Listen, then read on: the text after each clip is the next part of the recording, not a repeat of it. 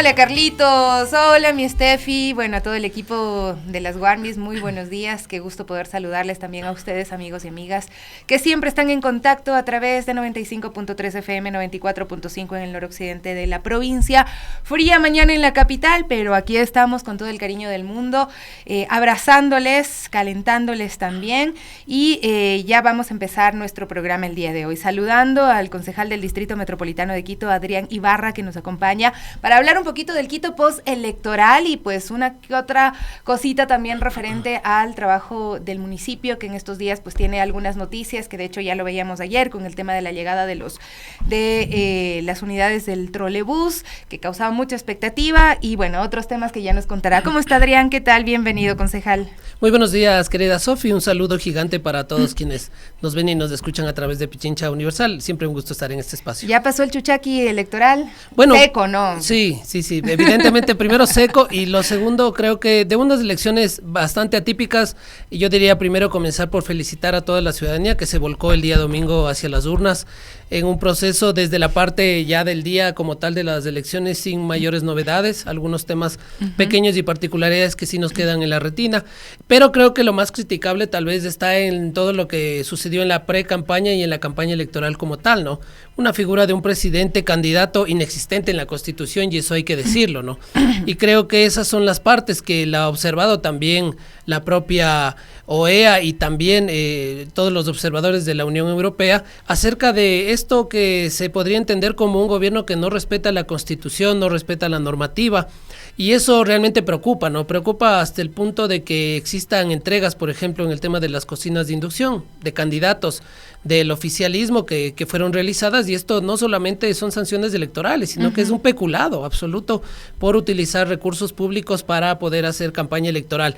Creo que desde esa parte la propia ciudadanía ha criticado, la propia ciudadanía tiene esa claridad de que tenemos lastimosamente un presidente que poco habla, pero que realmente no le importa mucho el tema de las normas y de la Constitución, y que por sobre todas las cosas, más bien ese acaparamiento autoritario del poder le está haciendo tomar unas decisiones absolutamente criticables. Y de ahí, ¿cómo ves los resultados? También hay alguna preocupación en torno a la polarización también que se ha generado, pero ¿qué te dicen los resultados? Por ejemplo, hablando del Distrito Metropolitano de Quito, y luego pues si miramos estos resultados nacionales que dan unos votos pues muy parecidos de los dos candidatos que pasan a la segunda vuelta. ¿Qué siento yo? Aislar el análisis al Distrito Metropolitano de Quito terminaría siendo desconocer también lo que nos pasa a nivel nacional. Creo que la polarización parte primero que nada de ese sembrar sistemático del odio que se ha dado en nuestra sociedad, que ya hoy está representado también en una votación absolutamente polarizada, pero que te digo también con pena, diariamente lo veo en los recorridos en los barrios. La primera solución de conflictos ahora a veces entre vecinos es romperse, es el odio, es no llegar a acuerdos, y creo que ahí hay un gran mensaje hacia el país. Creo que la segunda vuelta no va a ganar el odio, va a ganar quien pueda dentro del amor y dentro de esa esperanza poder confluir y poder ganar esos votos necesarios para construir un mejor país y una mejor sociedad. Y ahí te traigo a colación lo ocurrido pues la semana pasada en el Consejo Metropolitano de Quito con una vecina que le escuchamos pues alzar su voz de protesta por un trámite administrativo que venía esperando, según ella decía, 13 años, y que el día de la votación tuvo un rechazo que no era contra ella, sino contra otra decisión, digamos, de el Consejo en pleno, pero que terminó siendo ella la afectada.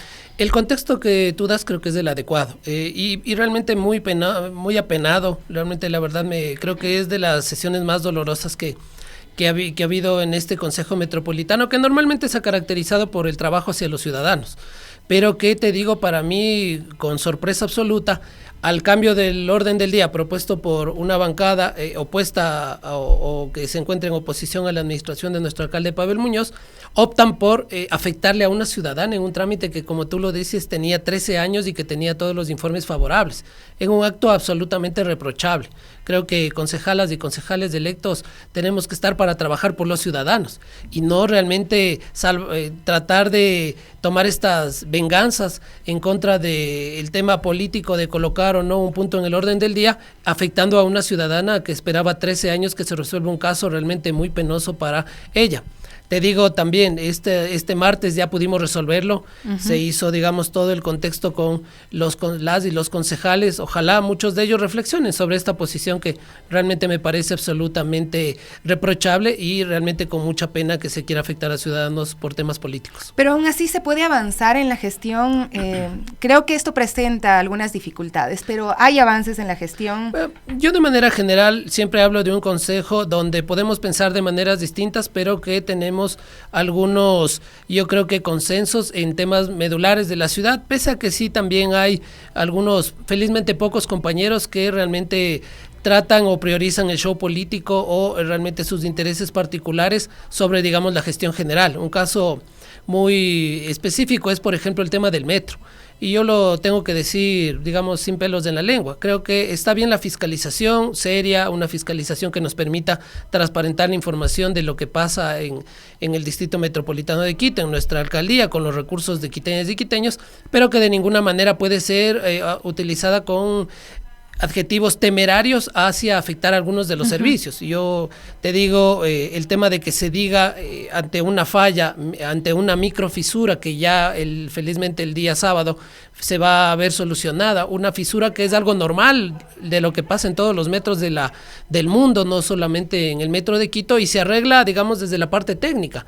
Que haya concejales que salgan a decir que esto va a ser objeto de inseguridad en el sistema más moderno de movilidad del país, o que esto vaya o que pueda causar un descarrilamiento, realmente son adjetivos temerarios que realmente lo que van a hacer es alejar a las personas, a los usuarios del metro de Quito, cuando por hoy lo que sí podemos garantizarles es que primero el metro de Quito es el sistema más eficiente, más seguro y más ambiental que podemos utilizar dentro del transporte público, y que además de nuestra columna vertebral como administración de lo que es la nueva movilidad desde el ámbito técnico se ha descartado estas alertas que han levantado, pues en este caso entiendo el concejal Andrés Campaña, que estuvo pues realizando estas aseveraciones. Sí, que es penoso, ¿no? Realmente escuchar ese tipo de comentarios por ganar algo de protagonismo o de likes.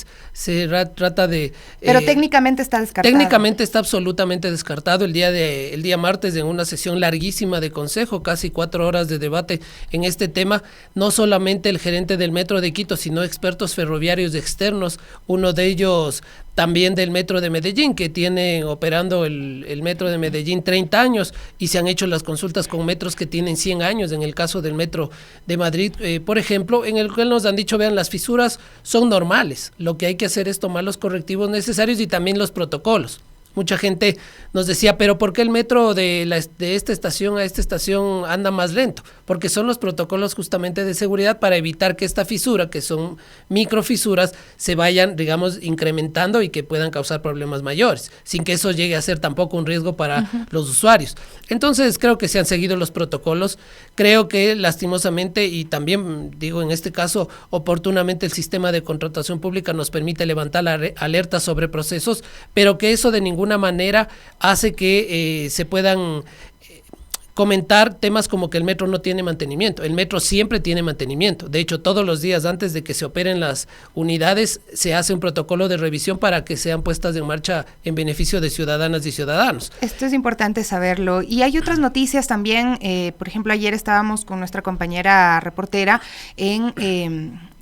el lugar donde han llegado las nuevas unidades que estarán en el trolebús, pero a mí más que pues conocer que han llegado las unidades, me llamaba la atención la expectativa de nuestros compañeros mismos, usuarios del trolebús, que decían, es indispensable porque puedo contar 1000 historias de lo que está fallando hoy con las unidades viejas. Claro, primero decirte, unidades... Feliz primero porque hayan llegado estas 60 nuevas unidades, una inversión de 36 millones de dólares en lo que es una de las aristas de la nueva movilidad en Quito. También era una de las prioridades de nuestro alcalde Pavel Muñoz, un reto también hacerlo de manera transparente. Estuvo un organismo internacional dentro del proceso de contratación para que se sepa que también los recursos de quiteñas y quiteños son bien precautelados. Y también te digo, con un sabor de nostalgia por un lado por estas unidades donde muchos En mi caso íbamos al colegio tomando el trole y unidades que vienen operando 30 años. Recordemos y ya en los últimos años los compañeros que usan ya no tienen mucha nostalgia, ya no quieren tienen que se vayan. Porque son unidades que desde hace 10 años, en el menor de los casos, desde hace 15 años en algunos, tenían que haber sido reemplazadas. Y ahí creo que hay que tener siempre claro de esta, yo te digo, en algunos de los casos de inobservancia, negligencia, de cómo administraciones pasadas dejaron de que no se hagan estos cambios de forma oportuna para que la movilidad en Quito siempre se mantenga habiendo de además manera adecuada. Tantos problemas con el tráfico, ¿no? Porque ¿por qué la gente no usa un sistema de transporte público? Porque tienes de mala calidad y evidentemente es algo que queremos cambiar en esto, que es el gran reto de cambiar nuestra movilidad en Quito. Hoy por hoy se están tomando decisiones que se debieron haber tomado, que si no fuera por negligencia de administraciones anteriores que no las cambiaron en su momento ya deberían haberse hecho, porque como todo tiene una vida útil.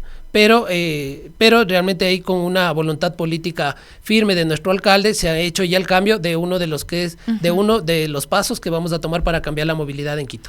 Otra de las preocupaciones y pues noticias también que ha dado el alcalde es este tema de los alivios tributarios, ahí que se le puede decir a la ciudadanía, porque a veces pasan estas cosas pero la ciudadanía no se entera y deja también la posibilidad de aprovechar de estas remisiones. Sí, mira qué importante, esto es todo un tema de una gran preocupación que tenemos, que tiene el alcalde, que tiene el Consejo Metropolitano, quienes apoyamos la gestión de poder dar una mejor dinámica económica en toda la capital. Comenzamos en diciembre con temas no tributarios. ¿Y por qué es importante decirlo? Porque creo que si no hay plan, realmente no se puede llegar a ver resultados mucho más rápidos y mucho más efectivos en esto que nos preocupa, que es el nivel de desempleo.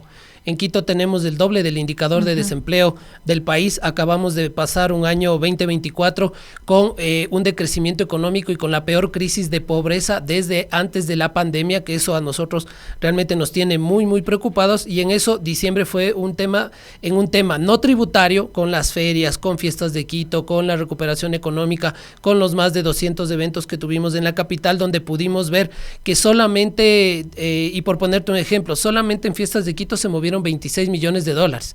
Yo me acuerdo, había cierta gente que también tenía este concepto de que los toros era en su momento lo único que movía la economía y decían, no, es que se mueve la feria 5 millones de dólares. Bueno, ahora movimos 26 y no se sacrificó ni un solo animal. Se respetan a los animales porque creemos en esta cultura animalista y tenemos otros recursos que nos permitan sacar adelante. Y la segunda parte, que es la que se viene ahora, que es el tema tributario, donde también le damos alivios financieros a la ciudadanía.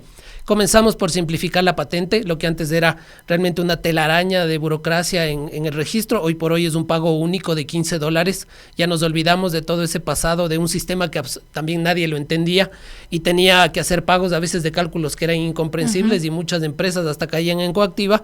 Hoy por hoy esto es un pago único a través de una sola declaración de $15. Esto para locales, empresas. Para personas naturales, para personas naturales. Es un beneficio muy grande, porque te digo, casos que pasaban que la gente era coactivada porque nunca se había enterado que tenía que pagar la patente. Es que me da ganas de llorar cuando me acuerdo de una multa sin haber hecho nada, sin haber tenido ninguna actividad económica. Y es algo que a nosotros realmente nos aterraba, ¿no? Esta burocracia a veces excesiva o a veces de esta tramitología en un sistema que te digo era este famoso RAT que nadie lo entendía, nadie lo comprendía, un tema realizado para tramitadores y no para los ciudadanos, y eso estamos eliminando, se queda atrás, ahora solamente $15 como pago único, y este segundo paquete de alivios financieros que realmente son importantes. Primero, los beneficios y exenciones tributarias en el impuesto predial para personas de la tercera edad y discapacitados, en los cuales ya es un trámite único. Antes nuestros pobres abuelitas y abuelitos tenían que ir todos los años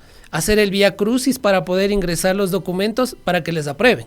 Hoy es un trámite en línea que toma 7 minutos, lo he comprobado personalmente el día que ya estuvo instalada la aplicación, y en 7 minutos tienes una resolución que te queda ya registrada en el sistema y que no tienes que volver al municipio el siguiente año y ya tienes tu exención tributaria que puede ser hasta del 100% del impuesto predial en algunos casos.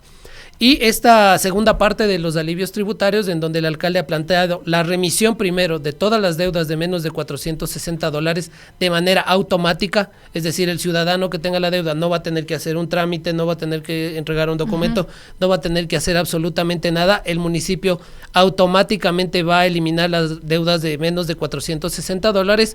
Y lo segundo, el tema de la remisión de multas de intereses en deudas que tengan las personas. ¿A qué quiero decirlo esto de la manera más simple? Si yo tengo una deuda donde tengo capital más interés, la nueva ordenanza que esperamos que esté lista para ejecutarse dentro de 30 o 45 días máximo nos va a permitir solo pagar el capital y de manera automática nosotros vamos a hacer la remisión de multas de intereses para darles la oportunidad a los ciudadanos de poder eliminar a veces de estos conflictos hasta de tema legal que a veces se llega por no pagar estas multas. No, es súper importante apuntar estos temas. De hecho, estabas hablando y le decía a una amiga, por favor, escucha esto porque la verdad es que no es por ser malos ciudadanos. Muchas veces hay desconocimiento y también hemos pasado por una crisis económica gravísima en la que pues sacar el dinero para pagar una patente que a veces para un profesional que no es que gana demasiado, que está facturando poquito, pagar $200 que te salían algunas de estos pagos de patente, pues era desde mi punto de vista una exageración como profesional, que tampoco es que ganamos como un montón cuando estamos pues haciendo trabajos autónomos, ¿no? Y tomando en cuenta toda la informalidad que hay acá en el país. Adri, para cerrar y volviendo un poco nada más al tema electoral, solo quiero preguntarte esto porque es que es algo que a mí me preocupa muchísimo y es lo que tú mencionabas un poco al comienzo, el tema del odio, de la polarización, del avance de la extrema derecha, de los antiderechos. ¿Cómo ves a Quito tú en este sentido? ¿Cuál es tu opinión sobre el Quito que está avanzando, el Quito del futuro? ¿Somos personas que pensamos en clave de derechos o Quito se está convirtiendo pues en una matriz de pensamientos de ultraderecha? Si tengo que hablar desde el aspecto cuantitativo, yo creo que sí hay una nueva generación o un nuevo pensamiento que se está inclinando hacia que tenemos que llegar a consensos y acuerdos por más que tengamos pensamientos diferentes, y creo que el odio poco a poco se está dejando atrás. Lastimosamente también te tengo que decir, creo que el mayor afincamiento del odio en el país y de la polarización política por temas políticos, al ser la capital también, creo que eso es algo fundamental decirlo, también está radicalizado por algunos actores irresponsables que tratan, en este caso, de infundir el odio y también esta polarización, a veces irracional. A veces y con mucha fake news, lastimosamente, creo que las redes sociales hoy se prestan para eso, creo que hay que ser responsables y creo que deberíamos tener algunos mecanismos en el que tratemos de evitar esta a veces, te digo, y con mucha pena también, ¿no? Algunos comentarios regionalistas, xenofóbicos, creo que todo eso se deberíamos de estar desparpajo que van a ser extremistas, sí, por ejemplo. Y que lastimosamente vemos que parte desde el propio gobierno. O sea, a mí me parece, y lo digo de manera pública, absolutamente reprochable, absolutamente realmente negativo el hecho de que el mandatario diga que por nuestra fuerza política votan delincuentes y narcotraficantes. Creo que eso es desconocer el país. Creo que eso es desconocer la situación que está pasando, el tema de seguridad, y simplemente ser xenofóbico, ser regionalista y estigmatizar realmente a los votantes. Creo que poco eso beneficio le va a dar al país en algo que no queremos ecuatorianos y ecuatorianos. Queremos un país en paz, queremos un país seguro, queremos un país de trabajo, queremos un país donde nuestros jóvenes tengan oportunidades y no tengan que hacer fila por un pasaporte para tratar de salir huyendo de nuestro país. Eso es lo que queremos, y creo que el odio no es el camino. El camino es el amor, el camino es la esperanza, el camino es reencontrarnos desde la vecindad, el camino es llegar a acuerdos con los diferentes actores de la sociedad y los partidos políticos para que tengamos una agenda de país que nos permita salir de lastimosamente esta situación tan calamitosa que nos encontramos hoy por hoy. Muchísimas gracias, Adrián, por acompañarnos el día de hoy. Ha pasado el tiempo volando, ya son las 9:29. Le pido disculpas a mi invitada también, Cami Rodríguez, que está esperándonos y que tiene también pues una información importantísima, datos sobre el tema de cuidados en nuestro país, una investigación muy valiosa que ya la vamos a revisar en unos instantes, pero hacemos una pausa y volvemos con más aquí en Las Guardias.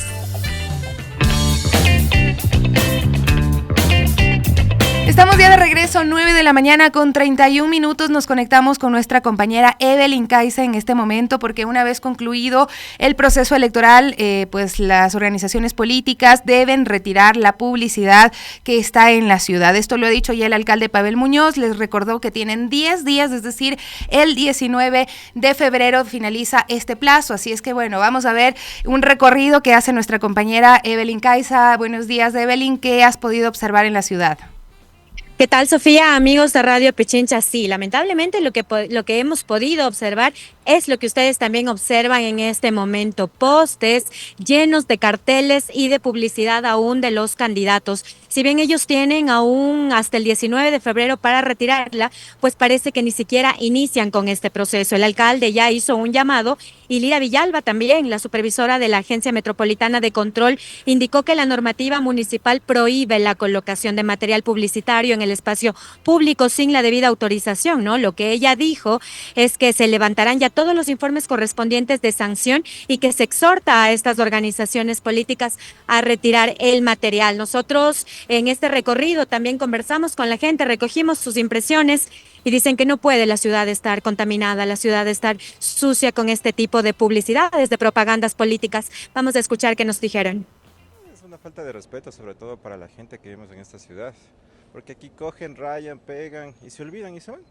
Y obviamente los candidatos que no obtuvieron ni el 1% son los que dejan votando todo esto aquí. Entonces deberían modificar toda la ley y sancionar a estas personas para que no mantengan así la ciudad. Pues la verdad que creo que solo están enfocados en el partido como tal y no se fijan alrededor, es como que dan el discurso, sí, pero no ven todo lo que queda en las calles, en donde ellos están dando. Deberían, o sea, dentro de su plan, tener esta partecita de que como lo encontré, también dejarlo. Si es que lo encontramos limpio, dejarlo de la misma manera y si no, igual dejarlo limpio. Una parte ya estaría mal. Ya una vez que ya hayan hecho su publicidad, que ya hayan hecho su propaganda, por así, deberían ser un poco más limpios. Deberían tener conciencia, tener capacitación y ya recoger lo que una vez ya pusieron, ya porque ya no se puede hacer nada más. Sí. Yo vivo por la parte del sur, por el puente de Guajala. Hay súper bastante, los puentes tienen papeletas demasiado grandes que a la hora que ya una vez que ya haya pasado esto y ya han perdido, todavía no lo retiran. Sigue manteniéndose eso.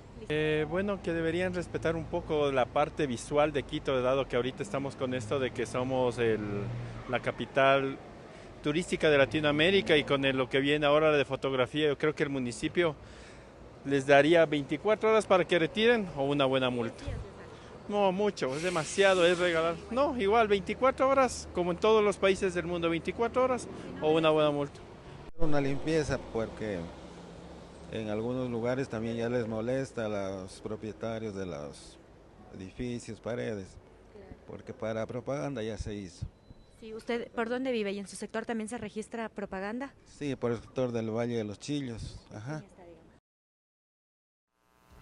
Sí, como pudieron escuchar, me quedo con las palabras de la Besi, ¿no? Que nos dice que si lo encuentra limpio, déjelo limpio. Mire acá, precisamente en menos de 5 pasos se registran 4 carteles grandes de publicidad, ¿no? El alcalde de Quito recordó que si los partidos políticos no acatan la disposición, estarán sujetos a sanciones que van desde los salarios básicos, 2 salarios básicos unificados equivalente a $940 e incluso 4 salarios básicos equivalente a $1,880 en caso de que la publicidad electoral haya sido en áreas patrimoniales o turísticas. Aún están a tiempo, así que el llamado a los movimientos políticos a dejar limpia la ciudad, a retirar sus carteles, y ya los colocaron, pues pasaron las elecciones, ahora retírenlos. Continúan ustedes en estudios, buenos días.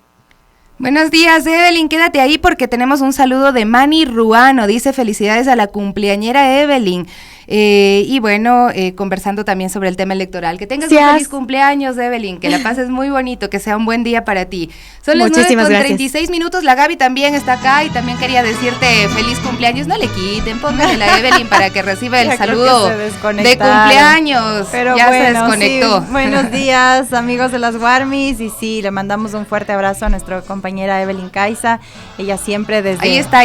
Ella siempre desde las calles con nuestros vecinos, también con sus denuncias, qué importante labor que también realiza para las Guarmis, así que le mandamos un fuerte abrazo y que sea un gran día para ti, cumpleañera. Abrazos. Muchísimas gracias, un abrazo a todos también quienes nos escuchan, mis besis queridos, un abrazo gigante, estamos acá para ustedes. Ana Lucía Sosa también dice felicidades, queridísima Evelyn. Bueno, ahí están los saludos de amigos y amigas que nos escriben el día de hoy. Igual Luis Ernesto Guerra dice que la cumpla muy feliz Evelyn. 9:37 minutos. Bueno, nosotros vamos a pasar a seguir seguir con nuestros temas y quiero pedirle 1000 disculpas a nuestra invitada que vino tempranito y pues nos atrasamos un poquito. Alexis tiene la culpa, no, pero ya estamos para hablar de un tema muy, muy importante. El cuidado es una labor esencial para el desarrollo de la sociedad, pero su distribución, ustedes saben, sigue marcada por desigualdades y estereotipos de género, y en Ecuador las mujeres en particular, las madres enfrentan serias dificultades para acceder a empleos adecuados debido a la carga desproporcionada de estas tareas. Y bueno, hoy ya nos acompaña en cabina Camila Rodríguez. Ella es autora de la investigación Madres Malabaristas, la empleabilidad en Ecuador y la urgencia de caminar hacia un sistema integral de cuidados sin estereotipos. Este estudio analiza cómo la falta de estas redes de cuidado afecta la participación de las madres, de las mujeres en el mercado laboral, y plantea también la necesidad de políticas públicas que promuevan la corresponsabilidad. Y bueno, queremos justamente hablar de estos temas, hablar sobre cifras, también los retos, las dificultades que enfrentan las mujeres, las madres también principalmente en el empleo en nuestro país, y también para construir, ¿no?, este sistema que estamos mencionando, según la investigación de la autora de Camila, este sistema de cuidados más equitativo. Camila, bienvenida, muchísimas gracias. Bueno, ¿qué te motivó a investigar esta relación entre la empleabilidad de las madres y el sistema de cuidados en Ecuador? Yo lo primero que pienso siempre que hablo del tema de cuidados es de mi abuelita, en las ancestras, ¿no? En cómo ellas pues hicieron muchas tareas de cuidados, pero no fueron reconocidas, quizá no tienen o no tuvieron acceso jamás a la seguridad social, o ni siquiera pensaban que estaban trabajando, a pesar de que estaban todo el día haciendo algo. Sí, buenos días, ¿cómo están? Muchas gracias por la oportunidad. Y pues sí, creo que una parte fundamental de la motivación que tuve para hacer este trabajo, que inicialmente empezó como un trabajo de titulación para la universidad, fue justamente eso, el cuidado que tuve yo también desde el hogar, con mis abuelitas, con mi madre, y principalmente ver cómo la idea sería como visibilizar una problemática que es estructural para el Ecuador, pero normalmente como muy pasada por desapercibida, que es la sobrecarga de trabajo de las madres y su relación con la empleabilidad. Creo que es importante también mencionar que a nivel de datos se puede observar que incluso antes de la pandemia la sobrecarga de trabajo estaba muy inclinada hacia las mujeres. Incluso habían datos que decían que el tiempo dedicado de las mujeres al cuidado era 3 veces mayor que el de los hombres. Sí, sin duda, Camila. Y bueno, también queremos saber acerca de tu investigación, ¿qué otro tipo de hallazgos encontraste sobre empleabilidad de las madres en el país? La Sofía justamente hacía mención de nuestras abuelitas y todo, pero que seguro son historias que se repiten en la actualidad, que son estas madres que ahora igual trabajan, que tienen también esta oportunidad de estar en el ámbito laboral, pero que también llegan a casa y deben realizar otras actividades, y es lo que esto decimos, ¿no?, que implica también tiempo, esfuerzo, y no es remunerado, ¿no? Así que también conocer cómo has visto hoy en día, hablamos un poco de nuestras abuelitas, de nuestras mamás, pero también saber hoy en día qué pasa con las mujeres en el ámbito laboral hoy en día, y también de las actividades en el hogar. Sí, totalmente. Creo que uno de los principales hallazgos que hice durante el trabajo fue ver que no hay datos sobre madres ni mujeres.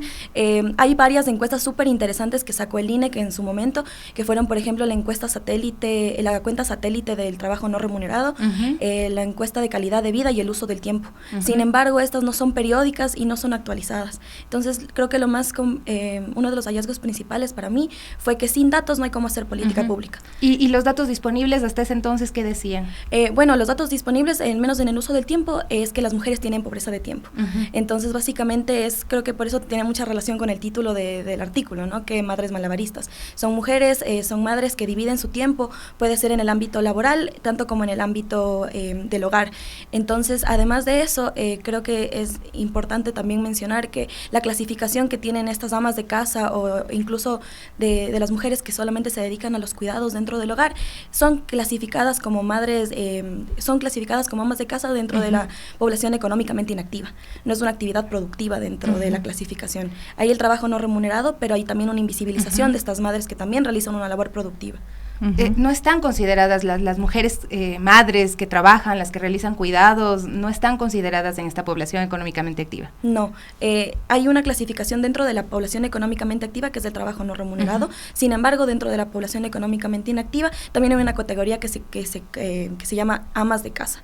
Una proporción bastante alta, mujeres versus hombres, donde las mujeres son casi la mitad de esa población y los hombres son alrededor del 2% después de la pandemia. Si no nos consideran, ¿cómo podemos entender que haya políticas públicas? Evidentemente no las hay pensadas en estas tareas de cuidado, que además representan digamos, si los ponemos en Producto Interno Bruto, hay también una participación económica de estas mujeres que están asumiendo cuidados que no son remunerados, ¿no? Pero, ¿cómo influyen los estereotipos de género en la manera en el que el Estado y el mercado pues están abordando el cuidado infantil y familiar? Claro, yo creo que ahí el rol del Estado y del mercado en realidad están muy desaparecidos dentro de la distribución del trabajo de cuidados. Se supone que desde la economía feminista al cuidado se lo ve como un derecho indispensable, por lo que debería ser universal, de calidad y público. Sin embargo, el Estado no está muy presente con estos servicios o con infraestructura de cuidados necesaria para que las madres puedan tener también un campo de decisión. Creo que lo fundamental es que dentro de estas necesidades que tienen las madres también es tener diferentes opciones para poder decidir, tener un campo de decisión si ser amas de casa o si también involucrarse en el mercado laboral, ya que en el mercado laboral las posibilidades que tienen de tener un empleo adecuado son bastante bajas y en realidad las madres en donde se desenvuelven son en trabajos informales o incluso dentro de las categorías de subempleo, empleos no clasificados, porque esos le dan más oportunidades a las madres de poder también ser malabaristas, poder balancear tanto el trabajo de cuidados con el trabajo en el mercado laboral. Me encanta este título, pero a veces yo lo siento como si fuéramos también madres robot, ¿no? Porque todos los días en la mañana tienes que levantarte, hacer las tareas, vas al trabajo, regresas con las justas, hacer la cena, tienes que dormirle a tal hora a tus bebés y pues tienes la necesidad también de cumplir tus horarios de trabajo y luego a veces llevarte tarea también a casa, ¿no? Entonces a veces es algo que sí nos sobrepasa y también creo que es necesario empezar a hablar de no romantizar tanto la maternidad, ¿no? Que es parte de estos estereotipos que están ahí, que nos obligan muchas veces o que fuerzan incluso a las mujeres a ser madres o a querer ser madres. Y justo también anclado a lo que dice Sofi, conocer, Camila, si en tu investigación también tienes esta parte, ¿no?, de nuestra sociedad que nos afecta mucho el tema del machismo, estos micromachismos, el hecho de que solo la mujer tiene que estar a cargo del cuidado de las actividades del hogar, de los hijos, pero hoy en día sí, hemos visto ciertos cambios ya igual que hay este tipo de cuidados de niños, niñas en casa ya más compartido, no solo es la mamá, también es el papá, pero ¿cómo has visto la investigación? ¿Realmente esto se está dando todavía? ¿Está como a cuentagotas? ¿Es muy poco lo que se ve? Y también en el ámbito laboral, ¿no? Es la típica que dicen, bueno, es que si tiene hijos no le contratamos, o si es que tiene planes de familia tampoco, entonces todavía existen estas cosas en nuestra sociedad. ¿Qué has visto tú y tu investigación que ha arrojado? Por supuesto, yo creo que una parte fundamental también es esta penalización de la maternidad cuando se habla del ingreso en el mercado laboral, pero también creo que es fundamental hablar de esto, de que lastimosamente vivimos en una sociedad machista, en una sociedad donde la reproducción de roles de género es algo constante, donde la mujer siempre ha sido vista como la principal proveedora de cuidados, y es algo que lastimosamente no ha cambiado mucho a lo largo de los años. Creo que lo interesante de la investigación es también la forma de contrastar diferentes años y cómo el cuidado siempre ha sido responsabilidad de las madres y de las mujeres dentro del hogar. Incluso dentro de la investigación, al hacer este modelo econométrico, vemos que dentro del hogar, igual son las mujeres las que cuidan. Las que se quedan en el hogar son mujeres, las amas de casa son mujeres, no son hombres. La proporción es muy chiquita.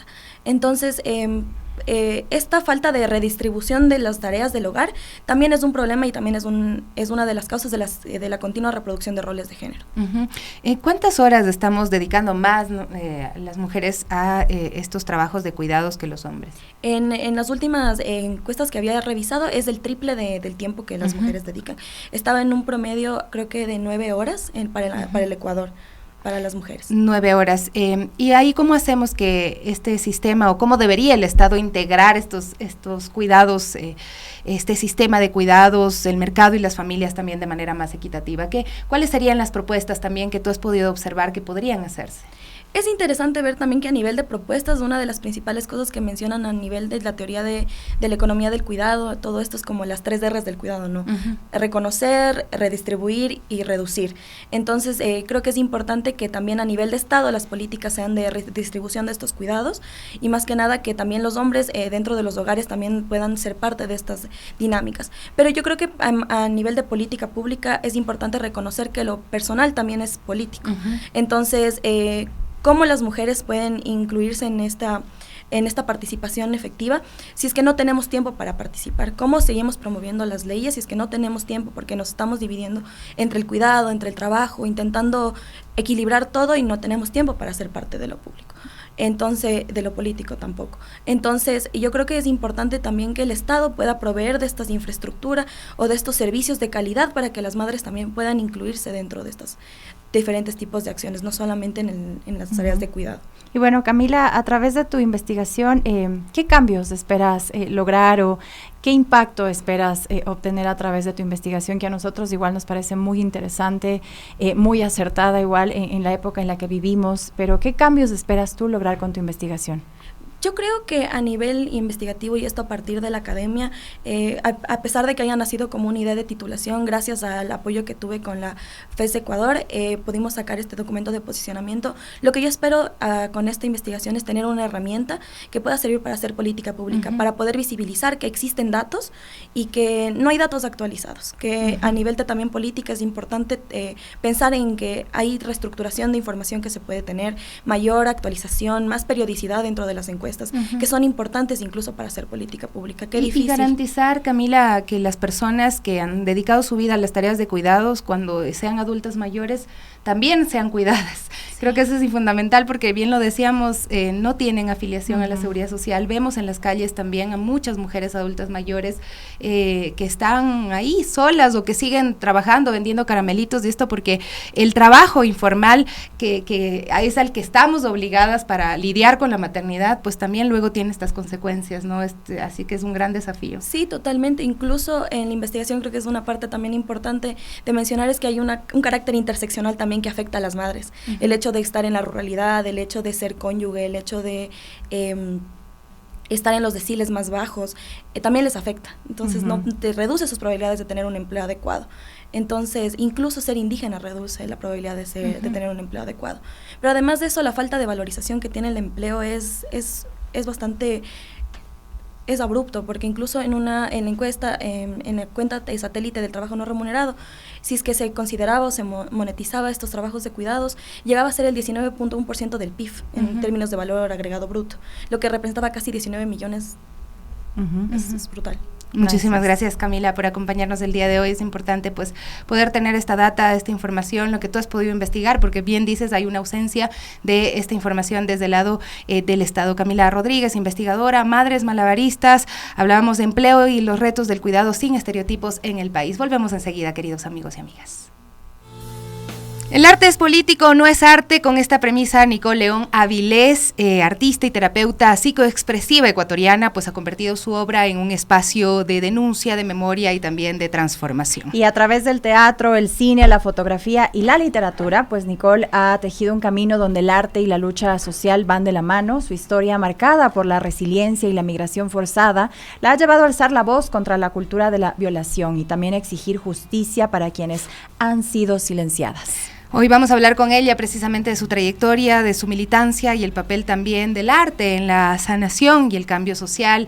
Bienvenida, Nicole, muchísimas gracias por estar hoy aquí y por contarnos un poco de tu historia, ¿no? También hacíamos un breve resumen de lo que ha sido, también esa historia marcada de resiliencia, el haber enfrentado procesos muy duros y haber convertido todo ese proceso de sanación en resistencia también. Empezando por esto, el arte es político, no es arte, ¿no? Con eso pues definas gran parte de tu trabajo. Totalmente, sí. Bienvenida. Muchas gracias por permitirme estar aquí y por darme voz. ¿Y cómo llegaste a esta conclusión? ¿Qué significa para ti esto, decirlo, nombrarlo? Bueno, mi arte es mi lucha y mi lucha es mi arte. Yo vivo por eso, porque es la única forma que yo he encontrado de existir, de vivir, de sobrevivir en este sistema. precisamente es eso, la militancia a través del arte. Entonces, para mí está claro que el arte es político o no es arte. Y justamente has usado el teatro, la fotografía, la literatura como herramientas, ¿no? de esta denuncia social, pero también de esta sanación. ¿Cómo ha sido este proceso y qué impacto también has visto de este proceso en otras personas? Bueno, yo fui víctima de abuso sexual en reiteradas ocasiones, 6 veces en mi vida, cuando fui niña y adolescente, por diferentes personas. Puedo decir que la única forma en que yo me desahogaba, porque a mí nadie me escuchaba, me revictimizaron una y otra vez, en mi propia familia, en la escuela, por decir en general todo, el médico, el sistema. Entonces, yo lo que hacía era escribir, pintar, dibujar, hacía performance, actuaba para mí, ¿no? En el espejo, y poco a poco iba recopilando ese arte, guardándolo, y después con el tiempo yo lo analizaba y yo no enseñaba a nadie, porque una vez que enseñaba a mi mamá me decía que feo, o sea, pero ¿por qué dibujas eso tan feo? ¿Por qué no dibujas algo más bonito? Y yo decía, ¿por qué no dibujo algo más bonito? Porque no puedo, porque esta soy yo, y lo que estoy reflejando son mis heridas, mi proceso, ¿no? Es mi interior, es mi interior. Entonces me di cuenta que la escritura no era suficiente para expresar y para reafirmarme a mí misma, para decir, esto me pasó a mí, en un acto de convencerme a mí misma y estar segura que lo que me pasó es válido. Entonces lo empecé a hacer para mí, y en un momento, cuando yo salgo del país, porque siempre digo que la violencia machista, la falta de salud pública mental, la falta de salud, de justicia, me extraditó. Me tuve que ir a la fuerza, aparte que yo me dedico al arte, y en el arte aquí no hay espacio, y más aún si es un arte que como el mío, que expone, denuncia la cultura de la violación. Y tú, en este proceso, en irte también, ¿qué descubriste? ¿Cómo te acogió el Nuevo Destino, donde intentaste pues ya desarrollar todo este proceso y hacerlo también público? Sí. Bueno, el proceso de migración es terrible, es muy difícil. Ahora puedo estar aquí porque soy ya documentada, ya soy legal en Europa. Y fue un proceso, sí, complicado, porque yo fui a estudiar un máster en arteterapia, en terapia psicoexpresiva, y ahí me permití decir, bueno, mi arte, por más feo que parezca, entre comillas, ¿no? A mucha gente, decir, bueno, esto es terapéutico, y entender por qué yo dibujaba, escribía, hacía esos videos, ¿no? Entender y ponerle un nombre, decir, bueno, yo fui víctima de abuso sexual, también eso me ayuda a decir, yo fui víctima de abuso sexual y esta es mi realidad. Siempre nos quieren calladas, ¿no? Siempre estas historias incomodan, le causan escozor a veces en las familias, porque todos quieren negar que esas realidades existen en sus propias familias, en los entornos educativos, en las instituciones, ¿no? Pero tú ya hablas ahí de la necesidad de dar un grito desde tus heridas, ¿no? Y es precisamente así como se llama también este libro, que narra experiencias personales dolorosas. ¿Cómo fue también este proceso de escribirlo, de alguna forma reconstruirte, y qué esperas de las personas que lo lean? Sí, bueno, como te dije, desde niña recopilaba todo eso, nunca lo tiraba, lo guardaba, hasta que hubo esta oportunidad en un concurso de autobiografías, y cuando me dijeron, mira, ¿por qué no haces tu autobiografía? A mí siempre me decían, y yo decía, no, pero ¿quién soy yo para hacer una autobiografía? Para mí eso es para la gente importante, y es más, primero tengo que estar muerta antes de escribir, ¿no? Y todos esos conceptos. Entonces, dije, bueno, voy a unir todos mis poemas, mis fotografías, mis videos. Entonces, para mí era muy importante que mi libro tenga códigos QR, donde la gente pueda escanear y pueda ir al videoarte, a la fotografía que hago, porque como te digo, las palabras se quedan cortas para explicar todo lo que siento y por lo que lucho. Entonces me animé, gané el concurso de autobiografía, se publicó en España, actualmente ahora se está traduciendo en Inglaterra en inglés. Entonces sí, voy a hacer una exposición, como te digo, dentro del libro, aparte de la poesía, como hay códigos QR, de videoarte, de performance, voy a hacer una exposición multisensorial sobre el abuso sexual y exponiendo la cultura de la violación. Lo voy a hacer en Alemania, y realmente me siento bien porque he encontrado un lugar no puedo decir un país, pero sí un lugar, una gente que me ha escuchado y no ha querido hacerse loco de, bueno, no, ese tema es muy feo hablar, no hablo, no veo, no, sino decir, no, esta es tu vida, este es tu tema y vamos a hablar de este tema que es muy importante y sobre todo en el Ecuador, que no hablamos de eso, que ser víctima de abusos sexuales, Dios mío, es la perdición, es terrible, es gravísimo. Sí, es grave, pero nos tienen que escuchar. No nos pueden seguir silenciando. Entonces mucha gente, cuando yo digo, yo denuncio la cultura de la violación y me dice, ¿pero qué es eso, no? Porque suena como la cultura de la violación y digo, sí, es un término que nace en los años 70 en el feminismo de Estados Unidos y es un concepto que describe cómo la sociedad normaliza y perpetúa la violencia sexual, culpando a las víctimas y dejando en impunidad completa a sus agresores. Que es lo que un poco Giselle Pelicot, pues este caso tan fuerte, ella ha reivindicado, pasar la culpa al culpable, al violador, sí, no cargar las víctimas con la vergüenza que implica pues haber sido pues parte de este proceso, de este delito, haber sido víctima de un delito como el de la violación, ¿no? Imagino que para ti, para muchas víctimas de violación, escucharle a Giselle también, pues en algún momento debe haber sonado como esa necesidad de que en todos los países, en todos los entornos empecemos a hablar de esto. Sí, totalmente. Sí, en Europa se habla más. Yo, como te digo, ahora estoy en Ecuador y como están siendo las elecciones, estoy muy, muy metida en esto, porque ya es hora, es importante. En Ecuador, las estadísticas dicen que cada día hay 14 denuncias de violación. Y hay que tomar en cuenta que el 21% de víctimas de abuso sexual denuncian, el resto no. Entonces, si el resto no y solo hay 14, es un montón. Es alarmante, cada 72 horas muere una mujer víctima del femicidio. Hay que hacer algo para estas mujeres, hay que hacer algo, sí, para prevenir y todo, pero para lo que está pasando. Para lo que está pasando, yo pido a los políticos, a los que soy afín, a todos, pido que por favor hablemos de estos temas. Dejemos de tener vergüenza de esto. Dejemos de decir, no, esto solo pasa en un sector de la población. No. Aquí hay que hablar de esto y ver cuál es el problema y por qué se sigue perpetuando la violencia. ¿Qué leyes hay que cambiar? ¿Qué leyes hay que modificar? Y sobre todo, ¿qué vamos a hacer? Porque la mayoría de víctimas no salen de su vínculo de su agresor porque tiene una dependencia económica de ellos. Entonces, ¿qué podemos plantear para poder ayudar a estas víctimas a información, a protegerse, pero también a tener una ayuda económica que pueda salir de su círculo de agresión? Pero todo esto hay que sentarnos a hablar pero realmente hablar esta es la realidad, hay estadísticas y tenemos que hacer algo.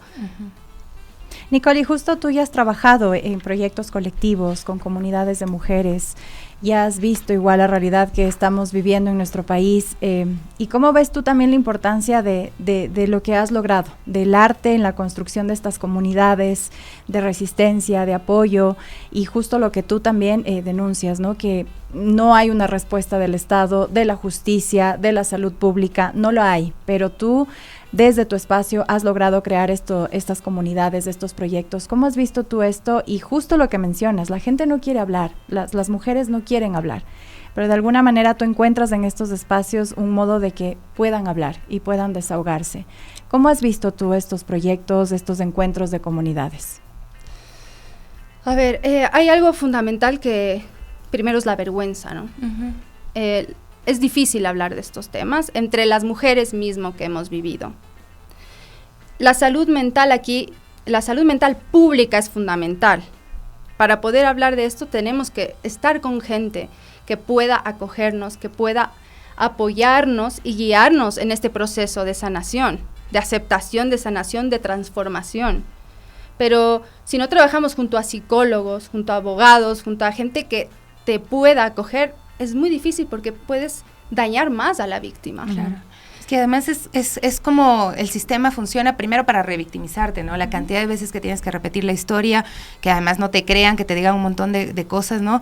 Pero el que además muchas veces las víctimas podemos pensar que la sentencia judicial nos va a dar la reparación que buscamos, y no necesariamente es así, porque si no va acompañado de lo otro, del tema de salud mental, del tratar y transitar el trauma que produce una violación, pues igual sigues siendo la víctima, no pasas a ser sobreviviente, sino sigues siendo la víctima, ¿no? Entonces, ahí, pues, ¿qué estructuras deberían impulsarse desde el Ecuador? Si tú tuvieras la oportunidad de hacerlo, ¿qué harías exactamente?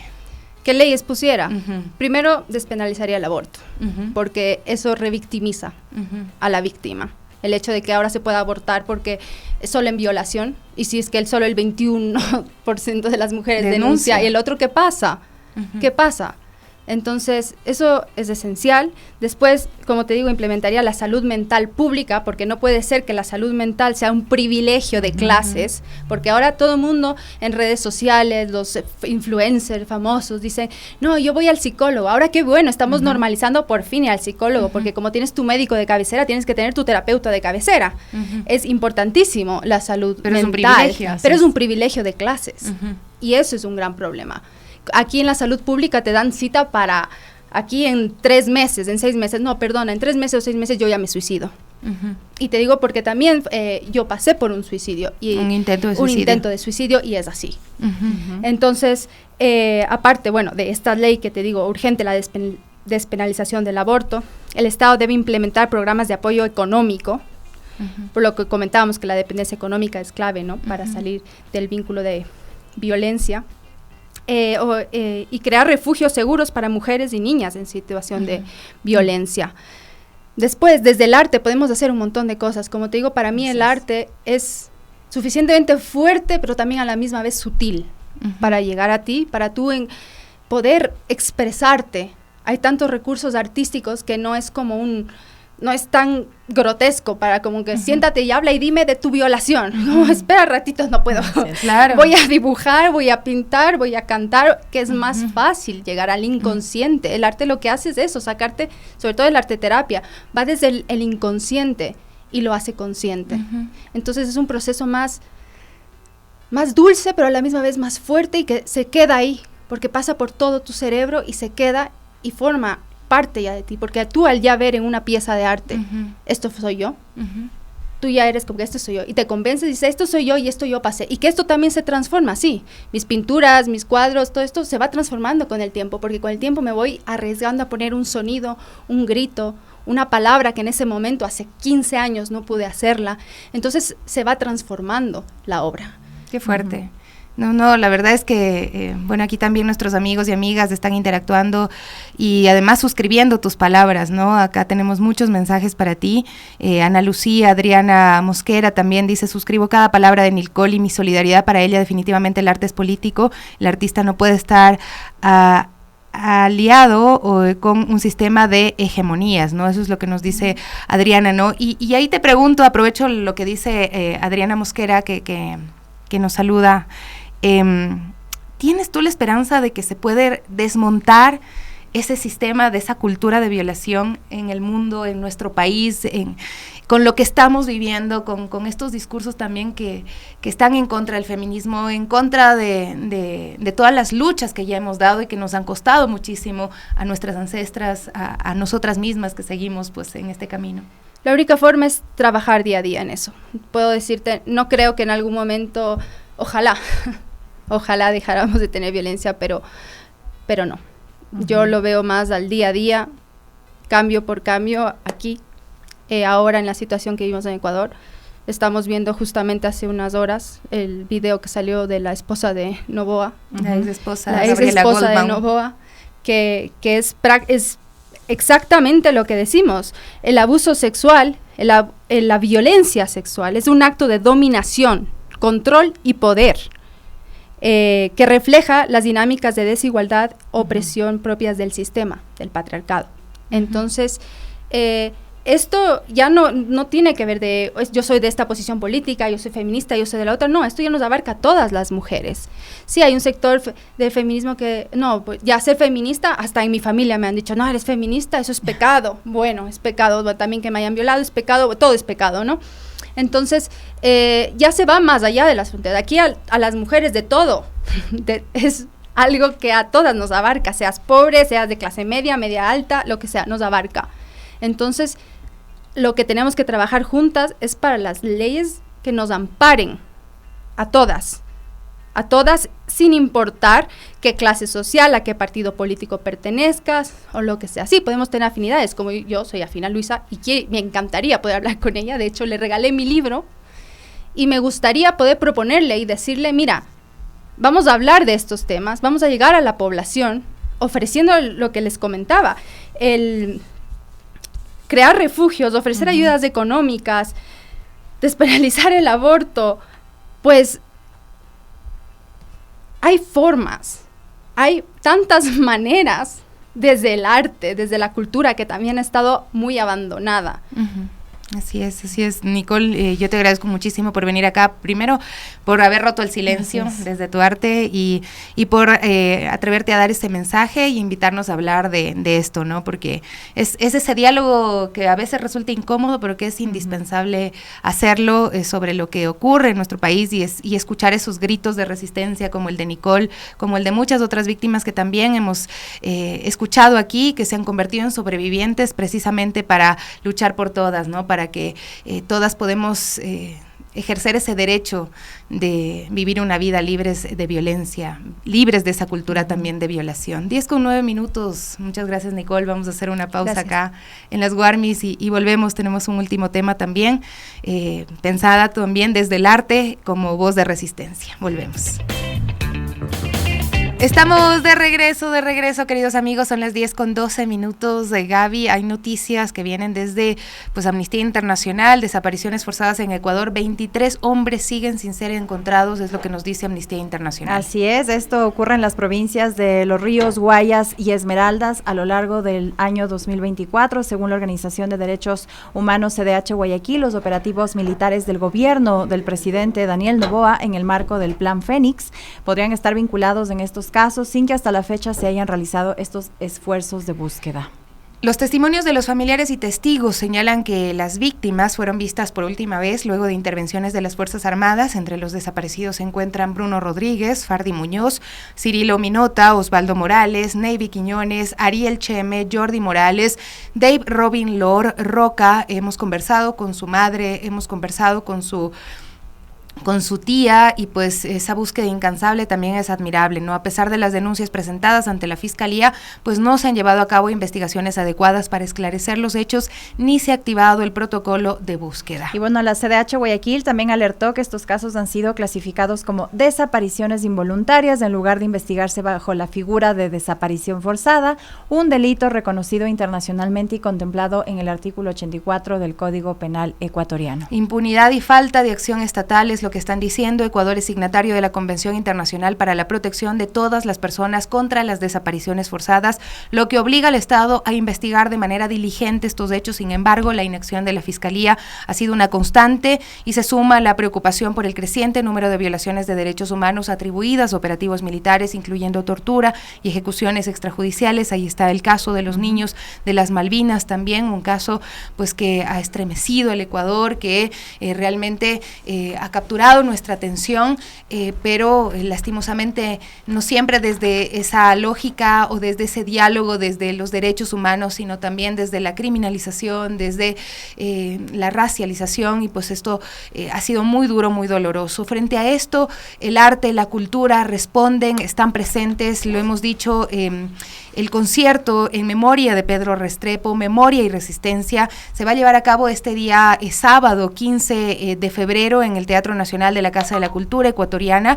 Es un evento que rinde homenaje a Pedro Restrepo y también está denunciando las desapariciones forzadas hoy por hoy en el Ecuador. Y justamente para hablar de esto ya nos acompaña en cabina Marcela Benavides, ella es activista social. Muy buenos días, Marcela, bienvenida a las Guarmis. Y bueno, ¿qué significa para ustedes, para ti, formar parte de este evento Restrepo, Memoria y Resistencia?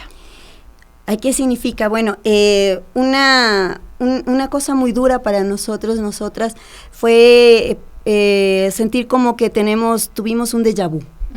Un déjà vu, justamente en diciembre fue un mes totalmente duro. Primero tuvimos la desaparición y después que supimos que fueron asesinados, de los 4 niños de las Malvinas.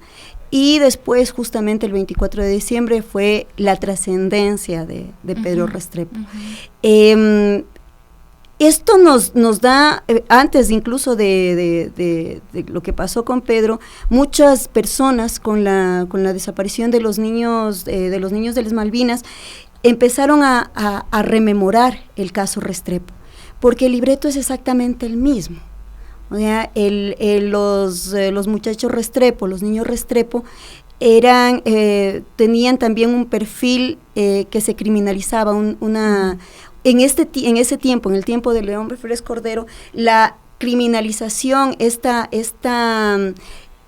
tipificación de a quienes se criminalizaba no estaba como ahora en los hombres jóvenes racializados, indígenas, afrodescendientes, sino en las personas colombianas, porque el pretexto para la desactivación de la protesta social, de la represión, era narcoguerrilla. Y ahora también, o sea, es terrible cómo la historia se repite, y mucho si no tenemos memoria. Si no tenemos memoria, vamos a repetir esta historia. A mí me espeluznó, como supongo que a ustedes también les debe haber espeluznado, en enero, que se declara la guerra, que las primeras cosas que se hicieron fueron subir videos de la represión y del abuso de poder desde las Fuerzas Armadas, como en un estado de guerra, como que fuéramos el enemigo. Y contra niños también. Contra niños. Ahí era más como adolescentes, quienes eran los criminalizados. Por eso digo, hombres jóvenes, afrodescendientes y con rasgos indígenas. Esos fueron los criminalizados. Y lo terrible, lo que era sui generis en ese momento, que no estaba visto, es que en tiempos anteriores la documentación de la represión y la documentación de los abusos de poder servía para denunciar esos abusos de poder.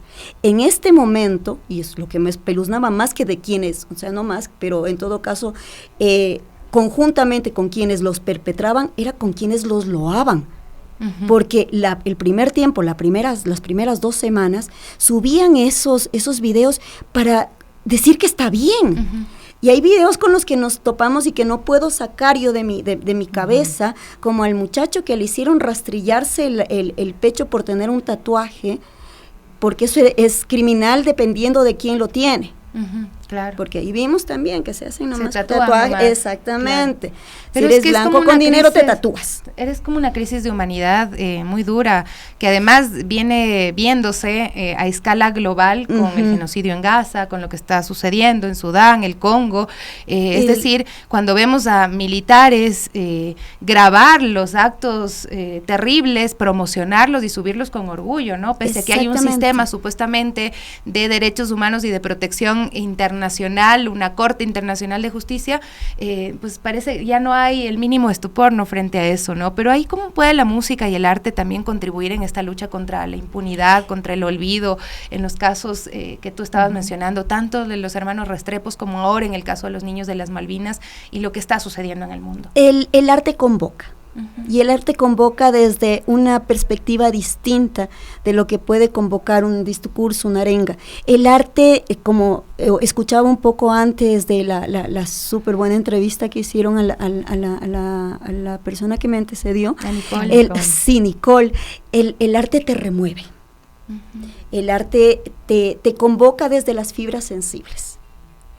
Y además de que te convoca a ti, como fibra sensible, que te remueve, que te mueve cosas distintas en el cerebro, que van más allá de eso, de una arenga política. Además, que convoca, es importantísimo ver las expresiones de solidaridad desde los artistas y las artistas, que se genera todo un movimiento a través de esto de mantenernos en la memoria.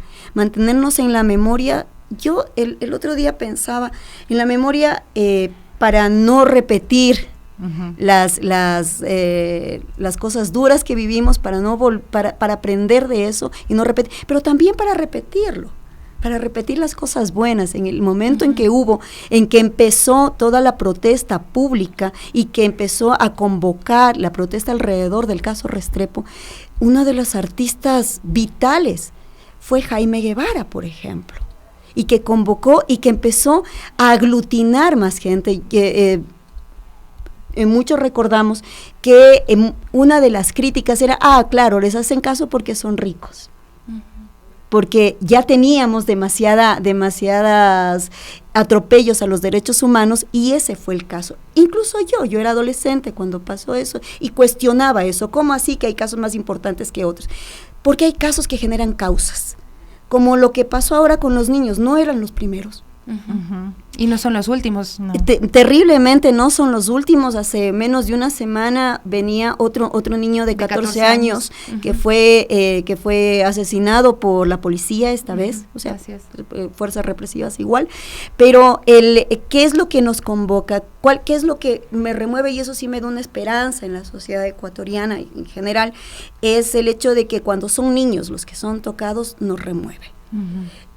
Y el caso Restrepo fue un caso que generó causa, lo que está pasando también con los niños de las Malvinas. Recién aquí empezamos a hablar y a cuestionar socialmente, porque cuestionábamos ciertos grupos, quienes hemos estado siempre ligados, quienes entendíamos la magnitud del horror que estábamos viviendo y que podíamos continuar. Sabíamos que iba a pasar esto, este era nuestro temor, ¿verdad? Porque empieza a generalizar, después ya no hay límite. Entonces, cuando fueron los niños Restrepo, la desaparición de ellos generó una causa, y a esa causa nos fuimos adhiriendo porque es una causa de vida, y en esa causa uno de los primeros adherentes fue Jaime Guevara. Y Jaime Guevara, incluso con canciones, con composiciones, eran nuestros himnos cuando teníamos la protesta de todos los miércoles en la Plaza Grande. Se fueron después adhiriendo más artistas que hacían también canciones específicas, o también, como lamentablemente no es una realidad que solo vivamos en nuestro país y no solo de este tiempo, también empezábamos a aprender otras canciones. Gente de teatro, Motidera en Susana de Reyes, por ejemplo, de danza, gente que te hace remover no solo con su declaratoria, sino también en el momento en que está haciendo su presentación, su arte. Porque, claro, una cosa es tener el dato, que a veces incluso nos anforizamos. Es el dato, 23, 27, o como en Gaza, 1000, 2000, 3000, como 60,000. Exactamente, y una cosa terrible es que mientras mayor es el número, más nos anestesiamos, más lo naturalizamos, como lo que nos está pasando ahora, más de 700 muertes violentas en enero. Antes 3 muertes violentas nos removían y era todo un terrible. Pero nadie se pone a pensar como si fuera tu hijo, como si fuera tu exactamente, hermana, porque como si fuera empiezan tu a madre. hacer números. Y eso es lo que el arte te hace, el despertarte, el wake up, despiértate, porque te llega la fibra, porque está desde lo sensible, que no te dan las noticias, que no te dan, es el evitar, no solo olvidar, sino insensibilizarte. Por medio del arte nos volvemos a sensibilizar, porque el dato lo podemos tener, pero la sensibilidad posiblemente ya no. Así es. Y eso es lo que conlleva el arte. Y bueno, Marcela, para ya finalizar, ¿qué les dirías a la sociedad ecuatoriana, quienes nos escuchan, para que puedan participar, ¿no?, de este evento que sabemos es este sábado 15, Restrepo, Memoria y Resistencia, y quienes todavía no se animan por lo que tú mismo mencionas? Parece que si es que no nos pasa a nosotros, pues no pasa, simplemente es eso, ¿no?, hoy en día. Pero ¿qué les dirías? ¿Qué les dirías a quienes todavía no se animan a participar? Bueno, para ya que no hay asistan? entradas. Sí, eso iba a decir, tengo 2 anuncios que hacer. Perfecto. Las entradas, y gracias, y eso también no tuvimos una publicidad pagada para nada. No. Lo nuestra fue una difusión en redes, y de nuestras redes, desde nuestras Bueno, propias acá sí redes. estamos pautando día y noche en la radio el concierto. Es verdad. Sin pagar. Claro, y eso sí, es sin pura pagar, solidaridad, sí, de colaborativo, purísima por supuesto. solidaridad. Las entradas se acabaron a los 15 minutos. Maravilloso. 15 minutos. Y porque ya sabíamos que, bueno, podía, entonces pusimos esto también con la ayuda también desinteresada de Buen Plan que nos abrió la plataforma exactamente como para, pero no pensamos, o sea, dijimos en un día, 15 minutos y ya no teníamos entradas agotadas, incluso mi familia se quedó sin entradas, nos ha causado problemas internos. O considerar después tal vez hacer una segunda edición, tal vez. No, de hecho sí, esta es una idea para mantenerla anualmente. Este es el primer festival así como tal de memoria y resistencia, y la idea es mantenerlo continuamente. Y el otro anuncio súper importante que queremos hacer, quienes no fueron y quienes van, una de las cosas importantes, de las más importantes, es el apoyo a la lucha ahora, ya no solo yendo a un concierto. Hay una organización, el Comité de Familiares, que tenemos una cuenta abierta, no nosotros, sino desde la CDH, y que va directamente para los familiares. de las personas, de los casos documentados, y eso sí quiero decir. Siempre hay un subregistro. Claro que ahorita hablamos de 23, hay muchísima gente que no se atreve a denunciar porque denuncias y te empiezan a perseguir, denuncias. O sea, hay 23 casos documentados, 27 sabía yo ayer, pero bueno, de los 23 vamos a manejar esa cifra. Exactamente, los 27 de la CDH, tenemos nosotros 27, pero son los que se han denunciado. Y la búsqueda es muy fuerte, ¿no? Hablábamos del caso de Dave Robin Lord, de Lorena, su tía, y Diana, no, Lorena es su mamá y Diana es su tía, y ellos venden comida para poder sostener la búsqueda, para seguir pueblo por pueblo buscando a Dave Robin Lord. Y teníamos el número de la cuenta ahí en la pantalla, es del Banco de Guayaquil, una cuenta de ahorros 17 57 05 31, el RUC es 099 13 62 47 9001, a nombre del Comité Permanente por la Defensa de los Derechos Humanos CDH, porque ese objetivo también es fundamental. Me dicen que ya tenemos que despedirnos, Diana, pero gracias Marcela, por estar aquí y pues por poder dialogar acerca de este tema y generar conciencia. Marcela, te cambié el nombre. Pero me gusta Diana, tranquila. Diana Marcela. Muchas gracias a ustedes, amigos, y ya nos vamos bien el Quique Show, y pues estaremos siempre pendientes de ustedes. Mañana les vemos en el rinconcito de Pichincha. Hasta mañana.